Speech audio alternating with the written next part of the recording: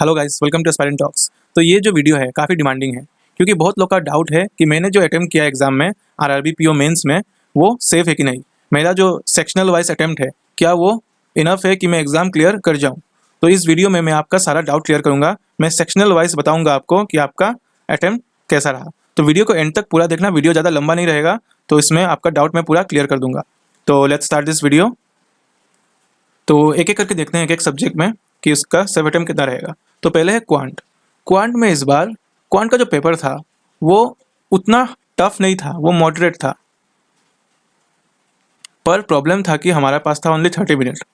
तो उसमें हम लोग का दिक्कत क्या रहा, दिक्कत बस सॉल्विंग में नहीं आ रहा था, दिक्कत सिलेक्शन में आ रहा था कि हम लोग को पता नहीं चल रहा था कि कौन सा क्वेश्चन सेलेक्ट करूँ।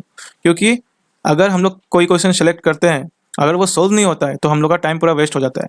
तो उसमें दिक्कत सबको आया। तो क्वांट में अटेम्प्ट इस बार बहुत ड्रॉप हुआ है क्योंकि और स्पीड मैथ्स था ही नहीं क्वांट में। क्वांट में जो जहाँ से हम लोग मार्क ज़्यादा से ज़्यादा निकालते हैं वो था ही नहीं। उसमें 5 रॉन्ग नंबर सीरीज था, मिसिंग नंबर सीरीज था और डीआई वगैरह था। तो सब सिलेक्शन का खेल था। तो क्वांट में ड्रॉप तो होगा उसका अटेम्प्ट। तो क्वांट का जो आपका सेफ अटेम्प्ट रहेगा वो 13 to 17 रहेगा। इसके बीच में आप अगर आपने बनाया है तो सेफ अटेम्प्ट है। 17 से ऊपर बनाया तो बहुत अच्छा अटेम्प्ट है, पर 13 से 17 के अंदर अगर है आपका तो इट्स अ गुड अटेम्प्ट। तो ये रहेगा आपका क्वांट का अटेम्प्ट। फिर बात करते हैं रीजनिंग में। रीजनिंग का भी सेम है, पेपर टफ नहीं था, पेपर मॉडरेट था। पर दिक्कत क्या हुआ कि हमारे पास था 30 मिनट एंड उसमें इस बार रीजनिंग में कुछ एक दिक्कत आया था आदमी को ब्लड रिलेशन में। क्योंकि उसका एक क्वेश्चन था जिसमें सीएनडी आ रहा था, सीएनडी नहीं आ रहा था उसमें, या तो नन ऑफ दिस होता पर नन ऑफ दिस ऑप्शन में नहीं था। तो उसकी वजह से बहुत लोग का इस ब्लड रिलेशन में भी टाइम वेस्ट हुआ। और बहुत लोग का क्या हुआ कि वो लोग सेलेक्ट नहीं कर पा रहे थे कि कौन सा पजल करे और कहाँ से करे, शुरू करे। तो रीजनिंग में भी ड्रॉप हुआ है, अटेम्प्ट अच्छा खासा ड्रॉप हुआ है रीजनिंग में। तो रीजनिंग का जो आपका सेफ अटेम्प्ट रहेगा वो 14 to 17 रहेगा। अगर आपने इतना अटेम्प्ट बनाया है तो ये मैं अटेम्प्ट बात कर रहा हूँ, मार्क्स नहीं, इतना अटेम्प्ट करना होगा आपको। मार्क्स तो ये बहुत कम हो जाएगा। इतना अगर आपने एक्यूरेसी 100% एक्यूरेसी में मान रहा हूँ, या अगर आपने इतना किया विथ 100% एक्यूरेसी तो आप अच्छे खासे सेफ जोन में हो। ये भी गुड अटेम्प्ट रहेगा आपका। फिर बात करते हैं जीए। जीए में सबको क्या लग रहा है कि बहुत पुराना चीज़ पूछा हुआ है।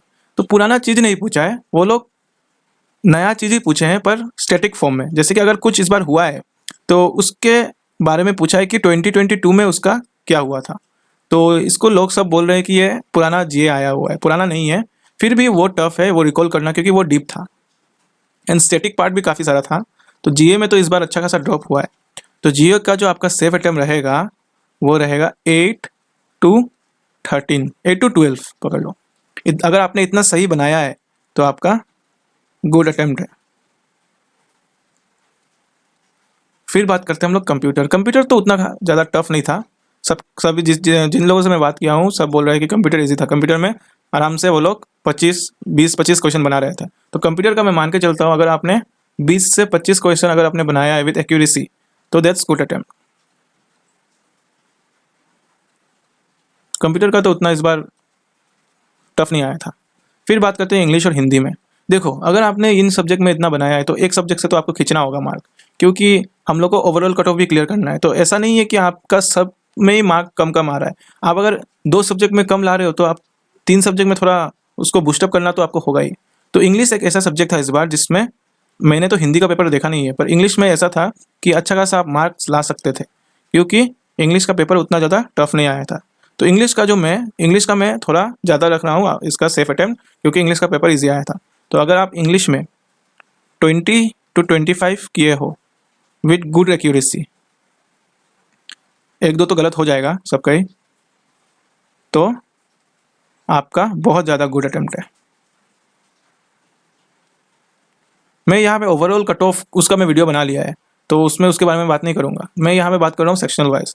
अगर आपने इन 5 सब्जेक्ट का ये सेक्शनल आपने ये वाला मार्क्स आपने इतना किया हुआ है विथ लगभग मान लो 95% प्लस एक्यूरेसी, तो आपका बहुत अच्छा अटेम्प्ट है। आपका एग्ज़ाम क्लियर होने का चांसेस बहुत हाई है। तो यह था वीडियो की सबको डाउट रह रहा था कि इतना कम अटेम्प्ट में होगा क्या, पर इतना जो कम अटेम्प्ट है बस आपका नहीं है, सबका इतना ही कम हो रहा है इस बार। तो आपको उतना प्रेशर नहीं लेना है। अगर आपने इतना किया है मतलब आप मान लो आप बहुत अच्छे अटेम्प्ट करके आए हो, आप फाड़ के आए हो एग्ज़ाम को, आपको उतना टेंशन नहीं लेना है और आगे का एग्जाम में फोकस करना है। तो यही था वीडियो। आई होप आपको ये वीडियो अच्छा लगा, और वीडियो को पसंद आया तो वीडियो को लाइक करना, मेरे चैनल को सब्सक्राइब करना, और कमेंट में बताना आपने सेक्शनल वाइज कितना अटेम्प्ट किया है। मैं आपके कमेंट में रिप्लाई दूंगा। That's all, thank you.